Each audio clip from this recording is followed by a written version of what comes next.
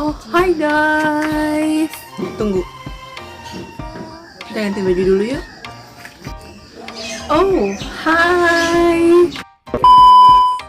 Nah, perkenalkan, nama saya Gladys Triksi Somboadil. Saya kuliah di Universitas 19 November Kolaka dengan jurusan Sistem Informasi dan juga NIM saya 1912308449. Kali ini saya akan membahas tentang pelajaran pengantar akuntansi dengan materi analisis transaksi. Yuk kita simak sama-sama. Guys, kita langsung masuk ke pengertiannya dulu. Apa sih itu analisis transaksi? Analisis transaksi merupakan tahap pertama dari siklus akuntansi yang mempelajari transaksi dan menentukan pengaruhnya terhadap elemen laporan keuangan. Hasil dari analisis transaksi dicatat ke dalam buku jurnal, kemudian diakunkan ke dalam buku besar. Nah guys, buku besar akun dikelompokkan menjadi 3 bagian. Nah, yang pertama itu ada rekening real. Nah, rekening real ini terbagi dalam, yang pertama itu ada rekening-rekening aktiva, terus ada rekening-rekening modal, dan juga ada rekening kewajiban guys.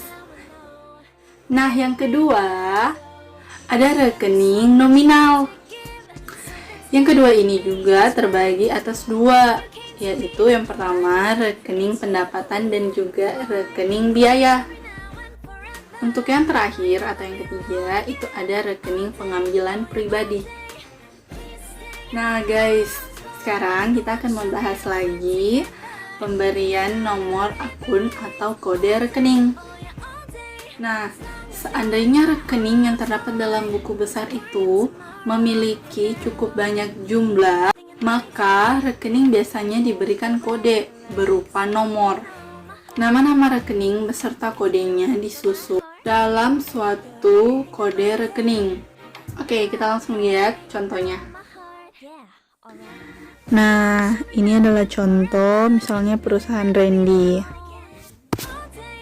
Nah, ini adalah contoh dari bagannya, ada akun neraca dan ada akun laporan laba rugi. Silahkan disimak guys. Sekarang kita pindah lagi ke aturan debit kredit. Nah, di dalam aturan debit kredit untuk menentukan penambahan atau pengurangan yang terjadi di dalamnya itu ditentukan oleh jenis akunnya.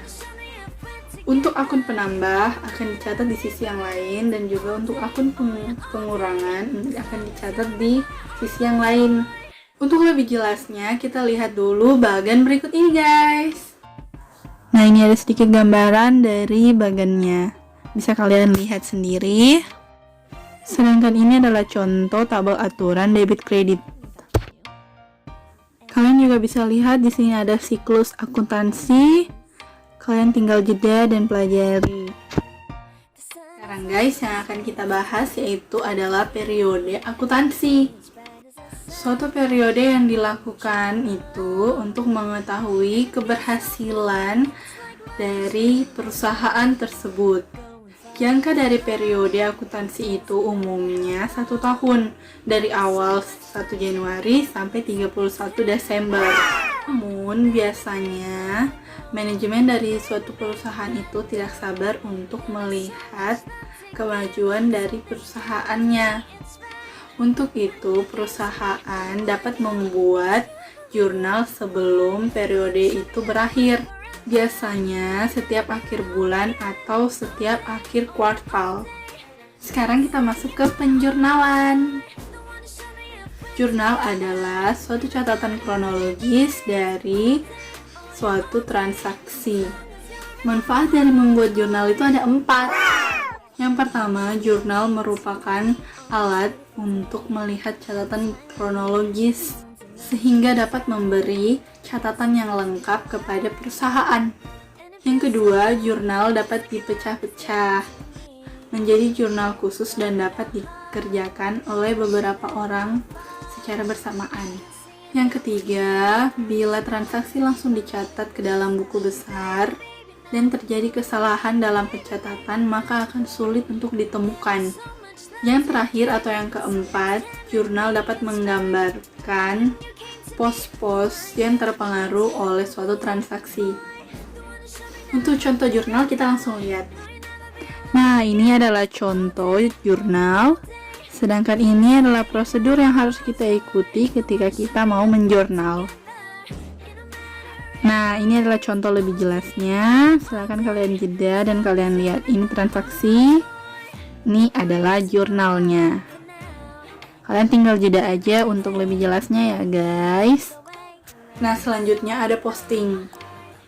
Posting atau pemostingan adalah pemindahan ayat jurnal yang telah dibuat dalam jurnal ke buku besar, yaitu memindahkan jumlah ke dalam kolom debit jurnal ke sisi akun debit buku besar dan memindahkan jumlah kolom kredit jurnal ke sisi lain ke dalam kolom kredit. Nah, kita langsung lihat saja gambaran dari buku besar. Ini gambaran dari buku besar.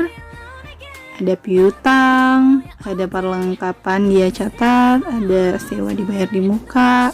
Kalian tinggal jeda aja guys untuk melihatnya, karena di sini jelas sekali gambarannya, sangat jelas. Nah, selanjutnya ada neraca saldo. Neraca saldo adalah daftar yang berisi saldo-saldo dari seluruh rekening yang ada di dalam buku besar.